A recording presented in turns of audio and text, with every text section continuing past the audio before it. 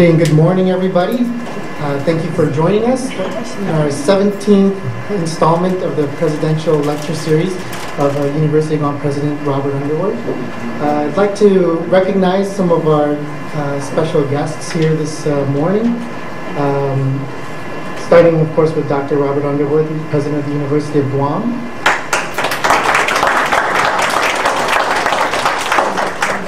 Dr. Helen J.D. Whitby, Senior Vice President of Academic and Student Affairs at the University of Guam. Dr. Anita Bora Enriquez, Dean, School of Business and Public Administration.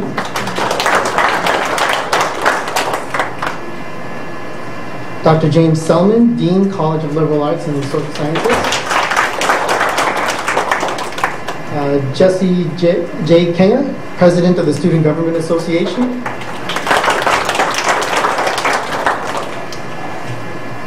The Honorable Frank Uggan Jr., Senator of 32nd Guam Legislature. The Honorable Edgar Auxilian, Consul of the Consulate of the Philippines.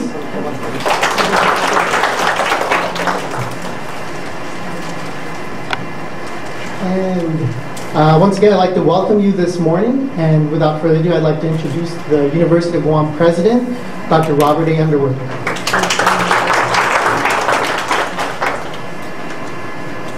Thank you and welcome to the 17th installment of the Presidential Lecture Series. We attempt to have this every time there is someone we think that of significant stature that can share something with the university and the broader community. Before I begin, I'd like to also recognize one distinguished guest, my wife, Dr. Narissa Underwood. So we have with us this morning Loida Nicolas-Lewis, who is chair of the TLC Group Incorporated, Delaware corporation with private equity funds. She has a very interesting life trajectory and a life force that has taken her to all levels of government, all levels of business, all levels of involvement in a wide variety of issues. And so she has given us the opportunity to benefit from some of her experience. She had worked, she had the distinction of going to law school in the Philippines, but also passed the bar exam. She took the INS to court and won. And she also then actually ended up working as a general counsel general attorney in the U.S. Immigration and Naturalization Service. She also was married, and she will make reference to Reginald Lewis, and together they were operating a company called Beatrice Foods, which was a conglomerate. All of you have eaten some form of Beatrice Foods without knowing it. And she also then, after the death of her husband, she took over the company and successfully managed it through things and through a wide variety of financial twists and turns. But I know her mostly through her advocacy. Even in Congress, when I was in Congress, I had the opportunity to know of her work. She's chair emeritus of the National Federation of Filipino-American Associations and Advocacy Group in the U.S. She's one of the founders of the Asian American Legal Defense and Education Fund. She is currently the chair of the Reginald Lewis Foundation, which is donated to the Reginald Lewis International Law Center at Harvard Law School. She is founder and president of the Lewis College in the Philippines, offering pre-K to 10th grade to college degrees, and which recently offered a U.S. curriculum-based nursing assistant course. In her personal life, she graduated in the top 10% of her class from the University of the Philippines, cum laude graduate of St. Teresa's College. She was a member of the UP Law Review editorial board and was a Student Catholic Action Award recipient upon her college graduation. She is also the chair and co-founder of U.S. Pinoys for Good Governance. She currently resides in New York City and is a registered member of the St. Ignatius Loyola Catholic Church. She actively sits as a member of the Board of National Catholic Reporter.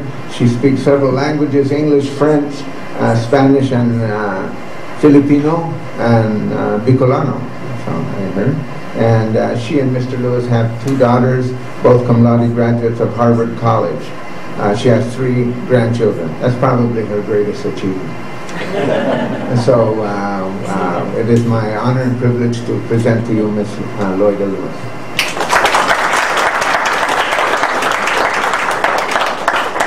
On behalf of the students at the University community, we're so grateful to have you.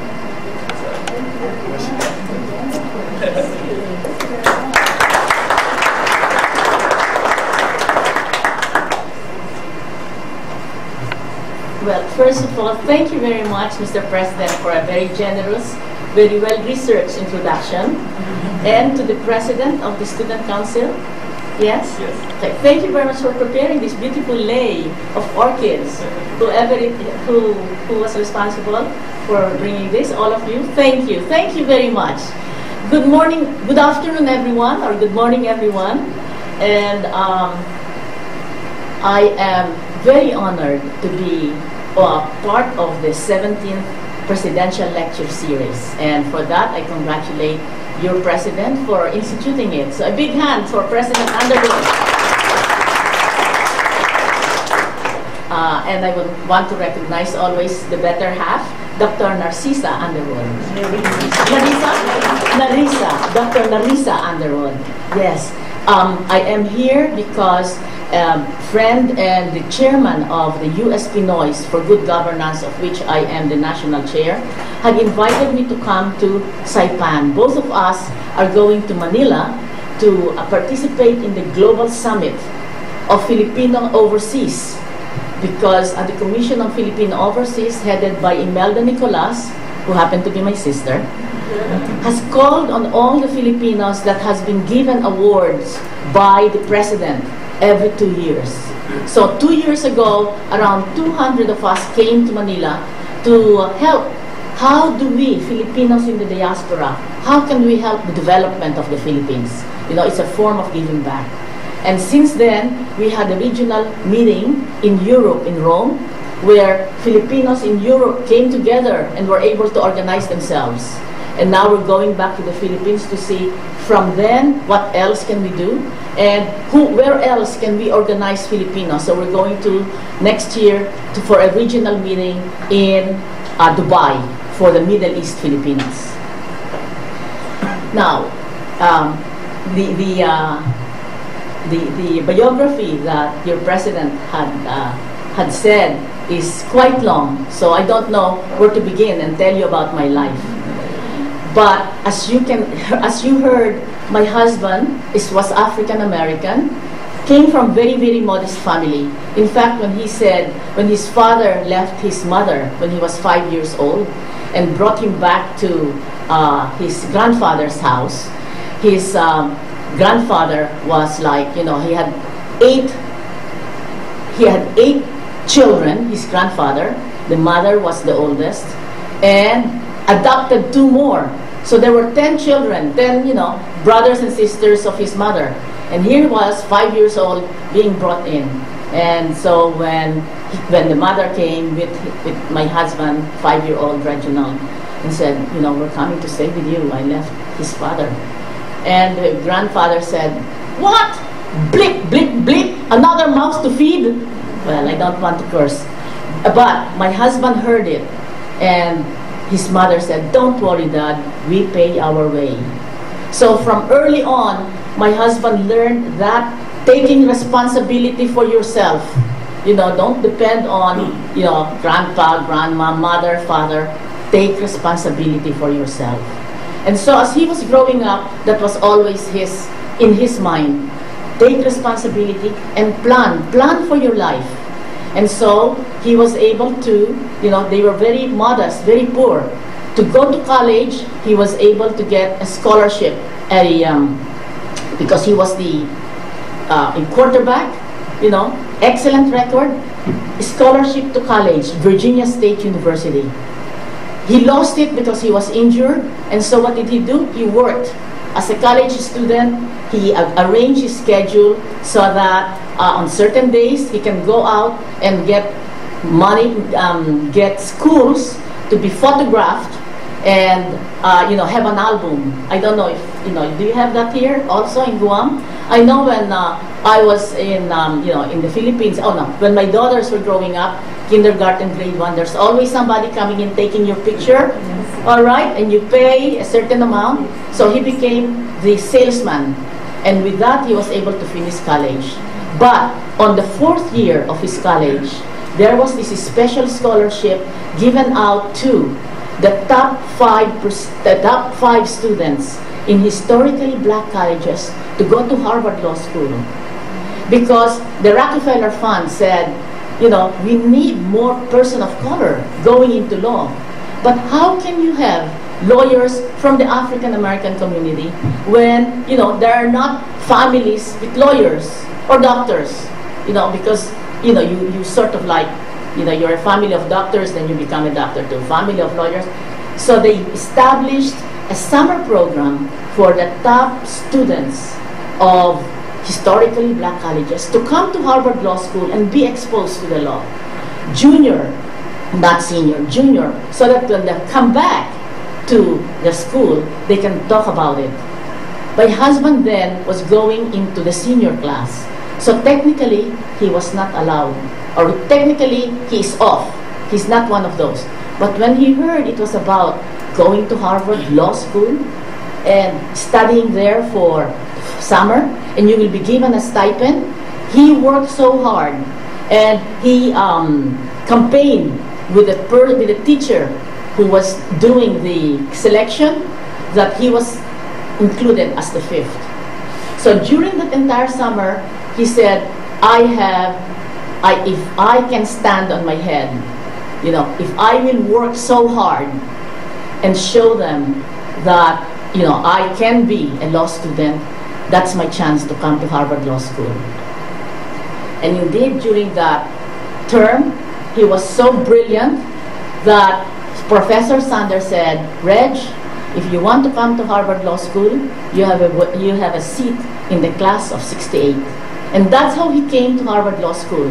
And with that, he had sort of like a card to go through America's topmost law firm, Paul Weiss, and then he established his own law firm. And working as a lawyer, he said, we are African American firm. We will be hired by Aetna, by General Foods. But as soon as there is a change in CEOs, you are back to zero. So he said, being a lawyer is good. We made a good living. We had our own brownstone in Manhattan. He was driving a foreign car, Mercedes. We had a house in the Hamptons. So we all had the trappings of, successful a successful legal career. But he said, because of this, I'm always down. I mean, the racism is still very much alive. Although although his firm was retained by a law firm, with a new CEO, he's back to zero. So what was his plan? His plan was to buy companies. And during the 1980s, that was very, very common. Buying companies on borrowed money. I know maybe for the business school, for the dean of Anita Enriquez, we are teaching you about leverage buyout. Borrowing money to buy something. Having a mortgage in your home is one way of leverage buyout, although you have to pay 20% down or 30% down. During the 1980s, there was very little cash required. So he tried first, second, third, and it didn't work. On his fourth, he was able to get a investment bank to support him, and he succeeded in buying McCall Pattern Company. And he worked on it for 3 years, and when he sold it, he had a 90-to-1 return. Why? Because the McCall Pattern was $22 million, and he borrowed $22 million.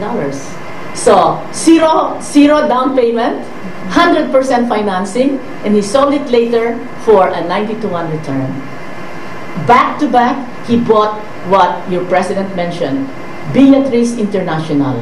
At that time, in 1987, it was the largest leverage buyout offshore, meaning a company not within the United States, but outside the United States. 64 companies in 31 countries. And he bought it for $1 billion. All borrowed money. Okay, all of this is in his book, Why Should White Guys Have All the Fun? And your dean has been kind enough to ask me to bring some copies because she said it will not have, you will not have enough time to order it from New York. So I have some copies. I want you to read that because many of you are college students, and see how Reginald Lewis was as a college student before he became, TLC Beatrice. Okay, so now all of that, his success. You will ask, how did he become successful? And I have been asked that, and I have followed it also in my life. So I tried to extract it into 3 principles, the 3 secrets of success for Reginald Lewis and for my success. So I said the first one is goal setting. And following him, I do that too. Goal setting, as I said, when he was small, he wanted to be the richest African-American black man in America. And by the time he died, Fortune 500 listed him as one of the 400 richest man in America. For myself, what was my goal? My goal was, I married Mr. Lewis, whom I met on a blind date. And I was not allowed to practice law because I was not an American citizen when I married him, but I was an American, I was admitted to the bar in the Philippines. Good enough because the University of the Philippines, my alma mater, has a connection with the Bar Association in New York. Even if I did not study law in New York or in the United States, I was allowed to take the bar. So, what was my goal? To pass the bar. By that time, I just gave birth to my oldest daughter, Leslie. Okay? She was 1 year old. But to take the bar, I need to study very well. So, I asked my mother-in-law, whom I called mom, because I don't want to call her mother-in-law because of the meaning mother-in-law. She's my mom. Could you take my daughter to Baltimore and take care of her while I study for the bar? Why? Because I don't want to take the bar twice or 3 times as others do. So I studied, 10, 12 hours a day for 3 months so that I am sure so that I can assure myself that I am prepared for the bar. And I did. I passed it the first time. Now, so that's the first. Set your goal. Have a destination. Because if you do not have a goal, how can you get anywhere? And those who do not have a goal will surely get there, which is nowhere.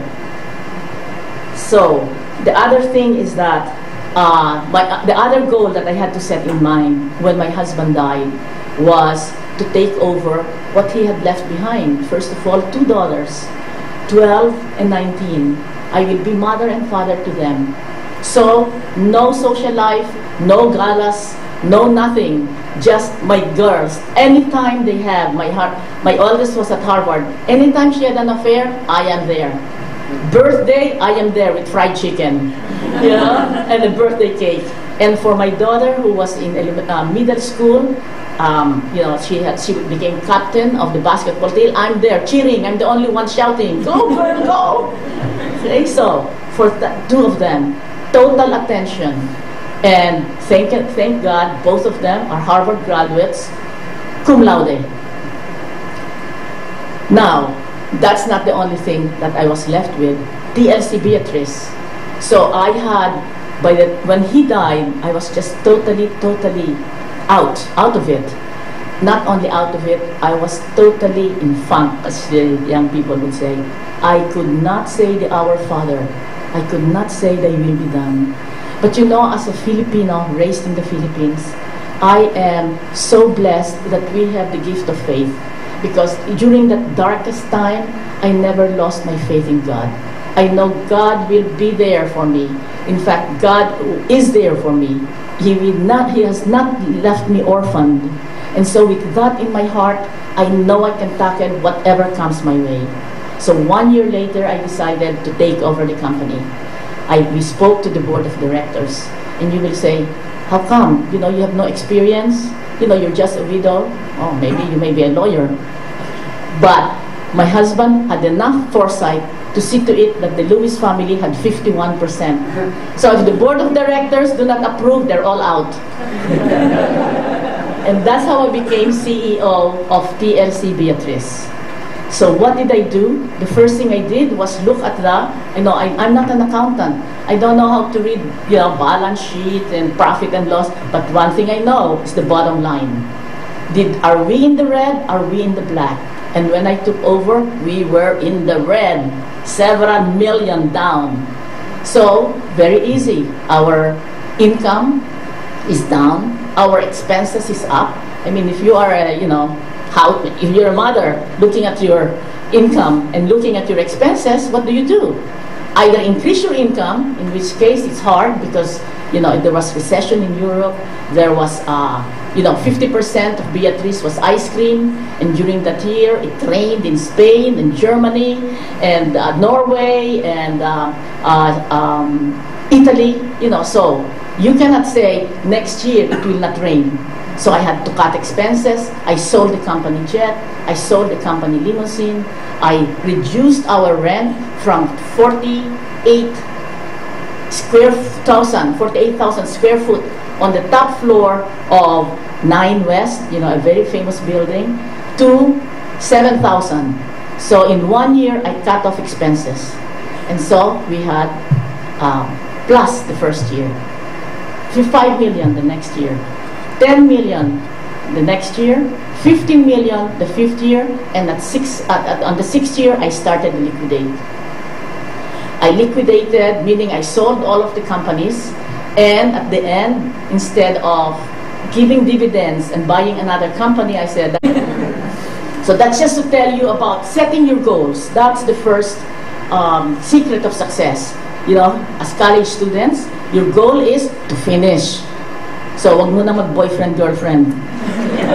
Meaning to say, if that is your goal, okay, don't be distracted. All right, finish, get the degree. Set your goal. The second secret is obedience. Obedience to a moral order. Obedience to your inner guidance. Because all of us have God within us. And it's up to us to be in touch with Him, to be in touch with our inner guidance, because it will not lead you wrong. For my husband, that happened when we were going to Arizona for skiing. And Arizona at that time passed a law that was discriminatory to the gay people, to the gay community. And so, although we paid already our deposit, we said, no, we're not going there. Because a discrimination against one group is a discrimination against us. So that was how he decided that. Okay? A code of ethics. On my part, when I gave birth to my second daughter, Christina, my husband had a successful career, but I turned 40, and so in my mind, I'm only an immigration lawyer. I want to do more.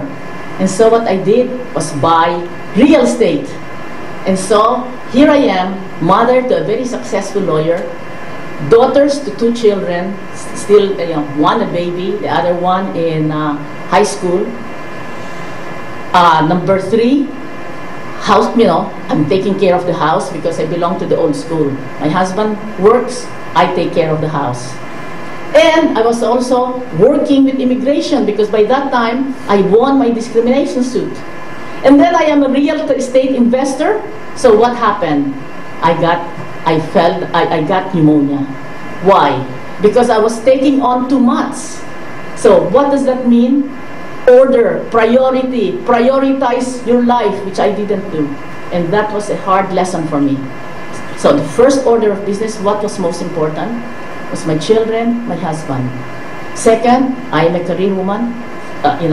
Do your job as a career general attorney in immigration.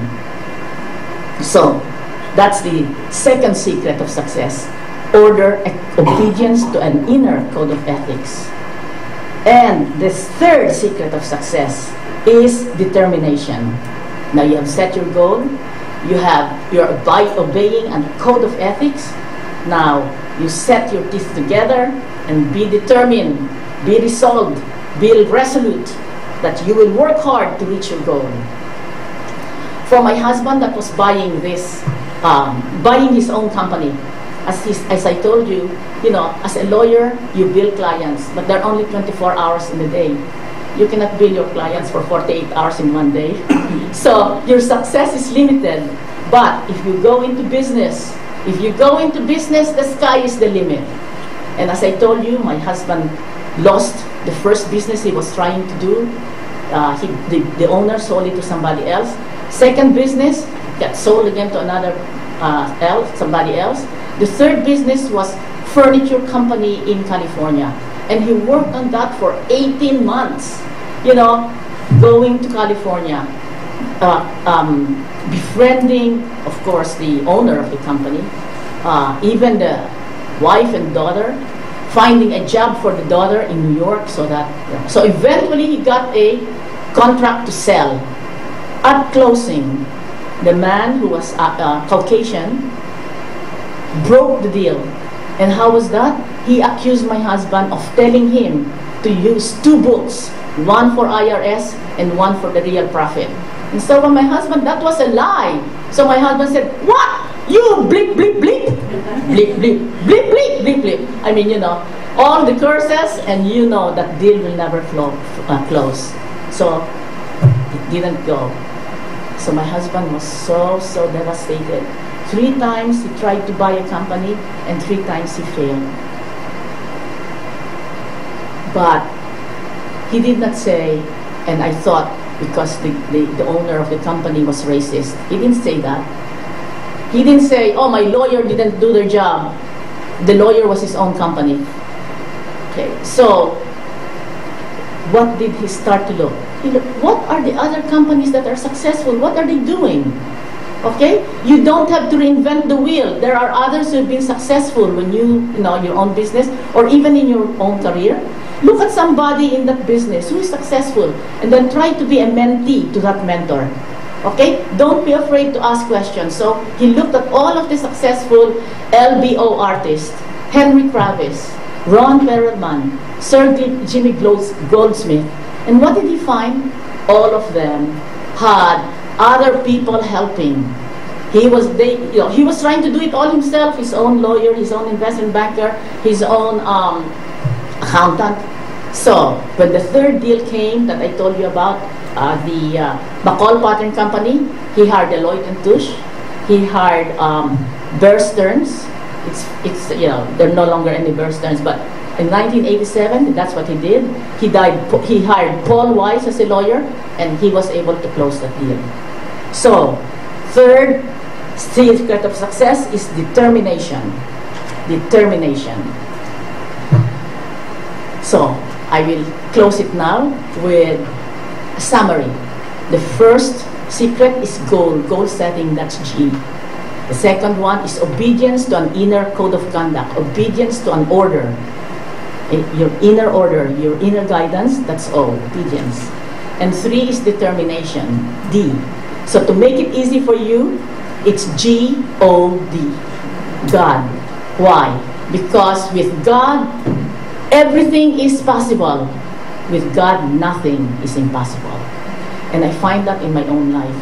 So as I told you, when I took over, I didn't know how running a business is, but I know that God will enlighten my mind, and I know how to listen. So first, I reduced the overhead by 50%.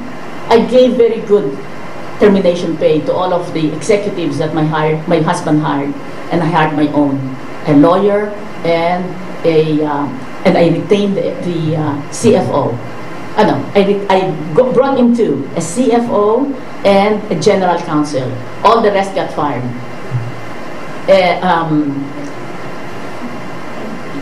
So I listened.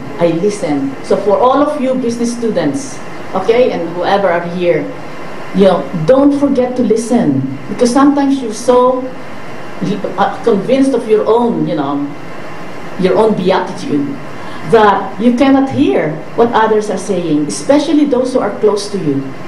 So you listen, you have goals, you have determination, you have an inner order, you will succeed. And I always want to, during that time, the words of Isaiah was so present to me. Isaiah 50, verse 7. Because the Lord God helps me, I will not be dismayed. Therefore, I set my face like flint to do His will, and I know that I will triumph. Thank you very much.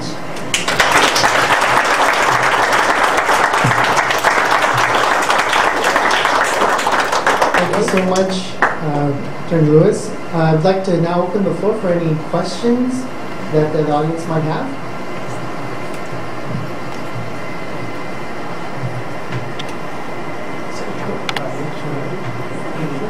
I understand one of your area of expertise is e-governance. Do you have any advice that you could provide to not only the students here, but really to government leaders generally? Well, I am very happy to say that we campaigned for Noynoy Mar. And Noynoy won, Mar did not, but he is leading the Philippines. And why is that? Why did we support him? Because he had integrity in all his public life, even in his private life. No rumor of any kind of corruption. And as a leader, in the past 3 years, he has 3 more years to go. We have no re-election. The Philippines has risen up in this world. We are considered the tiger of Asia because, of course, China is #1 in GDP in 2012, the last year. Turkey with 7.7 in GDP. And the Philippines is #3, 7.1 in GDP last year. Again, last year, we have at least $80 billion in reserve. We are not on a deficit. Oh, we have a very, very manageable deficit. $80 billion. And I told them last night, and that Spain was our colonial master. Much like Guam. Guam, the CNMI, the Marianas Islands, and the Philippines and Puerto Rico were under Spain for 350 years. But now Spain is in trouble. And so the Philippine government lent $1 billion to IMF to be lent to Spain, our mother country. Isn't that wonderful? So what is my advice to you as to government leaders or to any leader, and to you, future student? Integrity. Okay? What I just said here, an inner guidance, obedience to a moral order. Don't do to others what you don't want others to do to you. Integrity. Transparency. Why hide? Okay? Show everybody what you're doing. And then you will be forced to be honest. And then, of course, goal. You're going to be a public official. What are your goals as a public official? So every year, check, check, check. In fact, my daughters and I have that, at the beginning of the year, we look over what was our resolution last year. Okay, check, check, cross, cross, check, check. And then for this coming year, 2013, what is our resolution? So I write it down for Leslie: personal and professional and spiritual. Okay, and then, so every 6 months, we come together again. How far are we from our resolution? Okay, so that's my advice to leaders and future leaders of Guam. Or of the country, who knows? One of you here may be President of the United States or of the Philippines.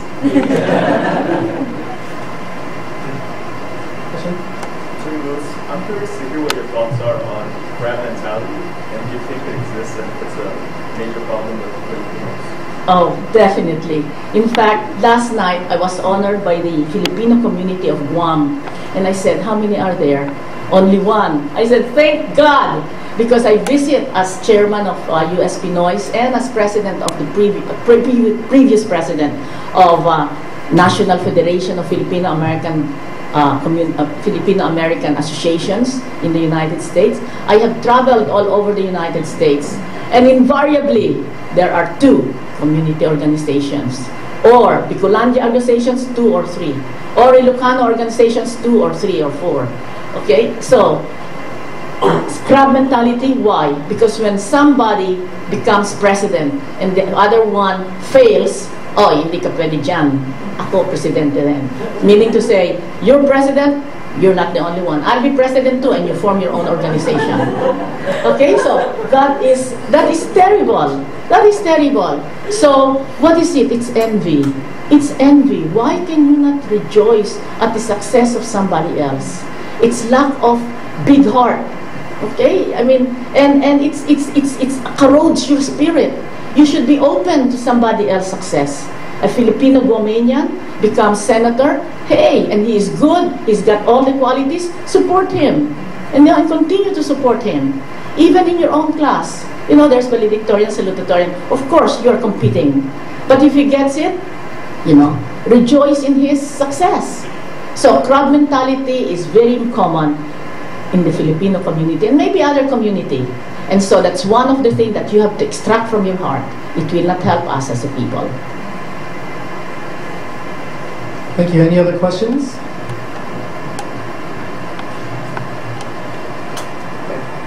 All right. Sorry, sir, one more question. Here we have this Philippine movement about this the situation between Philippines and China about the restricted sea. You're leading that movement. Are you talking on an economic side, or just like the Philippines doing arming or building our military to fight against China? I see they are doing that because they're buying ships and arming our. What's your? Yes, if you know that YouTube, they say that I am on YouTube. I was interviewed by the New Dynasty. What is this now? New Tang Dynasty TV. And I was asked about precisely this question. Okay. Just a little background. In 1992, United States, China, and 110 countries signed the UN UN Convention of Law of the Seas, the UNCLOS. And what does it say? That countries own 200 nautical miles from their shore, except for those places where there's, you know, overlapping. So in 1998, and in 2005, 6, 7, up to 2008, the government of the Philippines under GMA, Gloria Macapagal Arroyo, Vietnam and China had a tripartite agreement that they will explore the continental shelf of the Philippines within the 200 nautical miles. And what did they find? Trillion barrels of oil and trillion gallons of natural gas. So that if it's going to be exploited, the Philippines is going to be second to Saudi Arabia in terms of oil producing country. So that will make the Philippines so rich. And when that was found, China started to say, all of South China Sea, we call West Philippine Sea or Spratly Island, belong to us. Because 2,000 years ago, in the year 200, there is an ancient map. 200, that's Roman Empire. You know, that was like, you know, Indians own of all of North and South America. In the year 200, there is an ancient map that shows all of South China Sea belong to China. So, what is my stand? My stand is what the United Nations UNCLOS says. 200 nautical miles on the shore from Palawan to Apari. There is no other island. The only country is China. 500 nautical miles from us. So who owns that? We do. Okay, so now, what do we do? Thank God the Philippine government hired the best maritime lawyer, and last month, we filed with the United Nations Tribunal, Law of the Sea, a complaint against China. Okay, now, you're saying, are we arming ourselves? Well, you have to, you know, show them that we have some capability in case they strike us. But have no mistake, you know, China has all the artilleries, 16 submarines, a jet fighter, Philippines is 0. So it's going to be, one-sided, but, we're trying to get second-hand from the United States of, warship, no, not warship, just Coast Guard cutter. Yes, okay, so konti lang. What I mean is, we have to arm ourselves to show them that in case you spy us, we are going to fight back. Very feebly, but fight back. So what did we do in the U.S. Pinoys for good governance? And I have introduced you to the chairman of the U.S. Pinoys here in the Marianas, Guam, and Sinamay. That is Dr. Celia Lamkin. Please stand. And I've forgotten to introduce the consul of the Philippines to Guam, Consul Gary Auxilium. Yes? So what did we do? We organized rally in front of the China embassy. In 2010, 2011, only in the United States, 6 of us. And last year, we organized another one all over the world because of this global summit. We were able to contact other people from other countries. They didn't really just rally. We had rally in the United States, and even here in Guam, where there is no China embassy, Celia Lamkin led a group in front of a building where there is a China corporation. They had a China flag. Okay? So that is it's not feeble, because they saw it in their TV in China, and so they considered me #1 enemy of China. So, you will say, isa lang ako, I'm only one, I can do nothing. You can always do something. And the last one is, last year, August 21, which is the anniversary of the death of Ninoy Aquino, we organized in 300 cities all over the world a day of prayer. Why?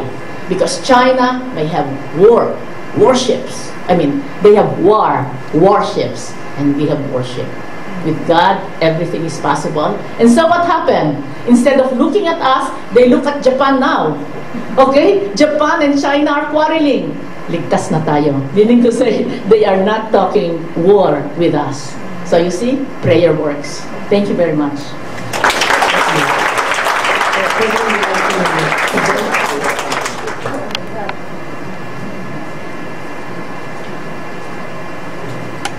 Well, on behalf of the University of Guam, we want to thank you for your insights and your inspirational talk, especially for the students here. Students need to understand, especially the ability and the power of one, the power of individual effort. And you have provided ample opportunity for us to reflect upon that. In appreciation, we give you this Laddie Stone, which is, as inscribed on it, our mission, Ina Descubri Sedbi. You asked about Ina earlier today, and so we want to thank you very much for gracing us with your time.